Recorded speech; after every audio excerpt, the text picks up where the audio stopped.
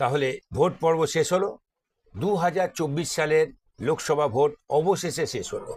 2 মাস ধরে সাজো সাজো রব আমরা দেখেছি, সাধারণ মানুষ দেখেছে। রাজনৈতিক দলগুলি তাদের মনোনীত প্রার্থীকে জেতানোর প্রয়োজনে তারা অঙ্গীকার করেছেন। তারা তাদের বহু বক্তব্য রেখেছেন মানুষের স্বার্থে, মানুষের পাশে থেকে কিভাবে কাজ করবেন।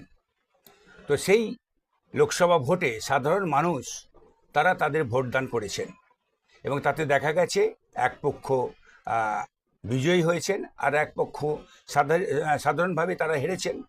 এখন যারা জিতলেন তারা কিভাবে জিতলেন? বেশিরভাগ সংখ্যক মানুষ তাদের ভোট দিয়ে তাদেরকে জিতিয়েছেন। তো তারা কেন ভোট দিলেন?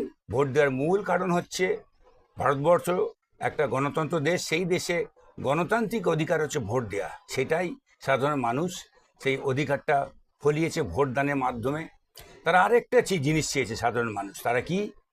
যাদেরকে মনোনীত করলেন প্রার্থী হিসেবে জিতিয়ে, যাদেরকে মনোনীত করলেন তারা চায় তারা সাধারণ মানুষের হয়ে, সাধারণ মানুষের প্রয়োজনে তাদের পাশে থেকে সেই তাদের কাজগুলো করবে। তো স্বাভাবিকভাবেই ভোটের আগে বলা আর ভোটে জিতে কিন্তু তাদের দায়িত্ব বেড়ে যায়।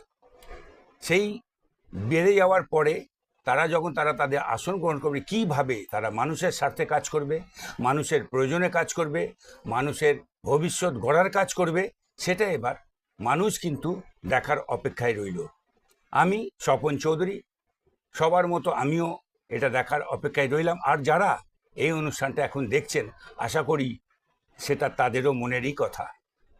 তাহলে আমরা সবাই মিলে অপেক্ষা করছি আমাদের মনোনীত যে সমস্ত রাজনৈতিক ব্যক্তিরা আগামী দিনের লোকসভায় অংশগ্রহণ করবেন, দেশের হয়ে তারা কিভাবে কাজ করবেন, রাজ্যের হয়ে রাজ্যের কথা কিভাবে সেখানে তুলে ধরে রাজ্যের কাজ করাবেন, সেটা আমরা দেখার অপেক্ষায় রইলাম।